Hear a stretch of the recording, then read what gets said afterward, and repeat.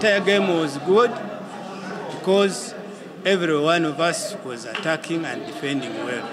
However, when the game had not gone so badly because of the send-off from the player, then the game changed because which was in a situation that was like seen being biased.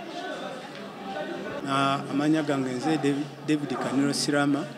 Mpira nga bwe gubadde mpira mulungi kuba abasambi bonna babadde bagusamba bulungi nga tulumba ne tudefending obulungi era ne tusobola okufuna goolo eyabadde eyasoose nga fe abasoose ogifuna ttiimu yange ng'era esobola okompressinga bulungi naye embeera ezizeeyo nga zitabuka naye tasobola kukikontrolinga kuba kyayitiridde mu mbeera gye kyabaddemu ng'embeera tetuyinza gikontrolinga bulungi olw'obuzibu obubaddewo mu officiation.